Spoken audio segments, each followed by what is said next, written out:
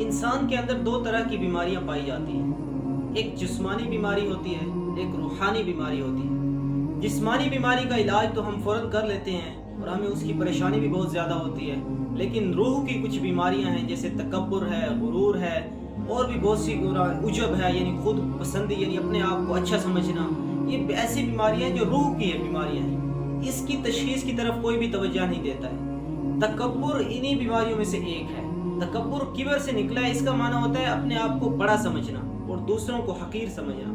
اللہ کے نبی صلی اللہ علیہ وسلم نے ارشاد فرمایا کہ تکبر اچھے کپڑے پہننا نہیں ہے، بلکہ حق کو جھٹلانا اور لوگوں کو حقیر سمجھنا، یہ تکبر۔ تکبر کا سب سے بڑا نقصان جو ہوتا ہے وہ یہ ہوتا ہے کہ انسان حق سے دور ہو جاتا ہے۔ جب بھی آپ کو کوئی اچھی بات کہے گا، کوئی نیک بات کہے گا، کوئی قرآن سنائے گا آپ کو، کوئی حدیث سنائے گا، کوئی ایسی بات سنائے گا جو آپ سے کمتر ہوگا مال کے لحاظ سے یا عہدے کے لحاظ سے، آپ اسے ٹھکرا دیں گے، اس وجہ سے کہ وہ عہدے میں مجھ سے چھوٹا ہے، وہ مال کے لحاظ سے مجھ سے کمتر ہے، وہ اس کے اندر اتنی سمجھ نہیں ہے، وہ دنیاوی تعلیم یافتہ نہیں ہے۔ تو اس لیے تکبر کی وجہ سے سب سے بڑا جو نقصان ہے تکبر کا، انسان حق سے دور ہو جاتا ہے۔ آپ دیکھیں قرآن مجید میں بھی آتا ہے الیس فی جہنم مثوی للمتکبرین، کہ جہنم کے اندر تکبر کرنے والوں کے لیے ٹھکانہ نہیں ہے، یعنی جہنم میں جائیں گے تکبر کرنے والے۔ اور اللہ کے نبی صلی اللہ علیہ وسلم فرماتے ہیں کہ اللہ فرماتے ہیں کہ یہ جو تکبر ہے، یہ جو بڑائی ہے، یہ جو کبر ہے، یہ خاص میری چادر ہے، جو اسے چھیننے کی کوشش کرے گا، لینے کی کوشش کرے گا، میں اسے جہنم میں ڈال دوں گا۔ تاریخ میں دیکھا جائے تو آپ دیکھ لیں کہ فرعون کتنا بڑا بادشاہ تھا، اسے حکومت ملی۔ اب تکبر کی اقسام ہیں، کہ یہ نہیں ہے کہ صرف مال کی وجہ سے انسان کے اندر تکبر آتا ہے، بلکہ جب کوئی آدمی حکمران بن جاتا ہے، کسی اچھے عہدے پہ چلا جاتا ہے، تکبر آ جاتا ہے۔ فرعون کو دیکھ لیجیے آپ کہ جب اسے حکومت ملی، جب وہ مصر کا بادشاہ بنا تو کہنے لگا انا ربکم الاعلی، کہ میں تمہارا رب ہوں، میں تمہارا پالنے والا ہوں۔ یعنی اسے تھوڑی سی حکومت کیا ملی، وہ اب رب کو ہی بھول بیٹھا اور اپنے آپ کو رب کہنے لگا، پروردگار کہنے لگا، پالنے والا کہنے لگا۔ اللہ نے پھر اس کا کیا انجام کیا؟ اللہ رب العزت نے اسے دنیا میں بھی رسوا کیا اور اسے جو ہے نا پانی کے اندر اور اس کے حواریوں کو، سب کو، اس کے ساتھیوں کو پانی میں غرق کر دیا۔ اور قرآن کہتا ہے کہ صبح اور شام کے وقت اس کے سامنے آگ پیش کی جاتی ہے، یعنی عذاب کے طور پر۔ تو کتنی بڑی اس کے لیے رسوائی ہے۔ اور اس کے علاوہ آپ دیکھ لیں قارون، اس کے پاس بڑا مال تھا، انما اوتیت علی علم عندی، کہتا تھا کہ یہ مال جو مجھے ملا ہے یہ میرے ہنر کی وجہ سے ملا ہے، میرے علم کی وجہ سے ملا ہے، میری عقل اور دانائی اور میری دانش مندی اور میری حکمت کی وجہ سے مجھے ملا ہے۔ تو وہ بھی للکارنے لگا اللہ تعالیٰ کو، موسیٰ علیہ السلام کے سامنے اکڑ گیا، کہنے لگا میں زکوٰۃ کیوں دوں؟ تو اللہ رب العزت نے اسے اس کے خزانوں سمیت زمین میں دھسا دیا۔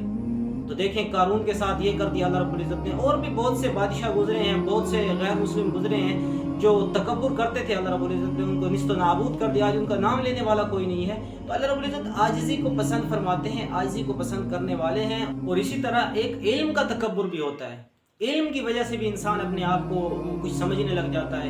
اب دیکھیں جن کے پاس کوئی دنیاوی علم ہوتا ہے وہ کہتے ہیں کہ دینی علم والے کوئی کچھ نہیں ہے، اور دینی علم والے سمجھتے ہیں کہ دنیاوی علم والے کچھ نہیں ہے۔ یہ بے اعتدالی ہے، ٹو ایکسٹریمز ہیں، جیسے انتہائیں ہیں دو، کہ وہ انہیں برا سمجھ رہے ہیں، وہ انہیں برا سمجھ رہے ہیں۔ وہ بھی اپنی جگہ پر ٹھیک ہے، یہ بھی اپنی جگہ پر ٹھیک ہے۔ ایک بنی اسرائیل میں ایک شخص تھا بلعام ابن باعورہ، یہ بہت بڑا مستجاب الدعوات تھا۔ ایسا شخص جس کی سب دعائیں قبول ہوتی ہوں اسے مستجاب الدعوات کہتے ہیں۔ اس بدبخت نے کیا کیا، اسے قوم نے جو ہے نا پیسہ دیا اور لالچ دی، اسے کہا کہ موسیٰ علیہ السلام کے خلاف جو ہے نا آپ دعا کرو۔ تو اس نے موسیٰ علیہ السلام کے خلاف ہاتھ اٹھا دیے۔ تو اللہ رب العزت نے قرآن میں ذکر کیا ہے کہ اس کی مثال کتے کی طرح ہے، کہ اس کی زبان لٹکنے لگ گئی۔ یعنی وہ ایسا بدبخت اپنے آپ کو مستجاب الدعوات تو تھا ہی، سمجھنے والا بھی تھا۔ اب اس نے کہا کہ یہ دعا بھی میری قبول ہو جائے گی موسیٰ علیہ السلام کے خلاف، لیکن اللہ نے اس کی زبان کو کتے کی طرح کر دیا، نہ وہ اوپر جاتی ہے نہ نیچے جاتی ہے، لٹکتی رہتی ہے جیسے کتے کی زبان ہوتی ہے۔ تو دیکھ لیں آپ نے علم کے تکبر کا کیا انجام ہوا۔ تو چاہے پیسے کا تکبر ہو، چاہے علم کا تکبر ہو، چاہے عہدے کا تکبر ہو، کسی بھی طرح کا تکبر ہو، انسان کو نہیں کرنا چاہیے۔ انسان کی وہ حیثیت ہی نہیں ہے، انسان کی وہ اوقات ہی نہیں ہے۔ اللہ قرآن میں فرماتے ہیں هل اتى على الانسان حين من الدهر لم يكن شيئا مذكورا، کہ کیا انسان کے اوپر ایک ایسا زمانہ نہیں آیا کہ وہ قابل ذکر شے ہی نہیں تھا، یعنی وہ سبجیکٹ آف ڈسکشن ہی نہ تھا، وہ اس کا کوئی وجود ہی نہ تھا، تو انسان اپنے آغاز کو دیکھے کہ مجھے کہاں سے پیدا کیا گیا، مجھے کس طرح پیدا کیا گیا، اور پھر وہ تکبر کرے، وہ اسے زیب نہیں دیتا۔ تکبر صرف اور صرف اللہ کی ذات کو زیب دیتا ہے، جو بلند و بالا ہے، لا زوال ہے، پاک کمال ہے، بے مثال ہے، جس کی کوئی حد نہیں، جس کی کوئی قدرت کی کوئی حد نہیں، جس کی قدرتیں، جس کی مہربانیاں، جس کی عطائیں لامحدود ہیں، جس کی مہربانیاں لامحدود ہیں۔ انسان کو تکبر نہیں کرنا چاہیے۔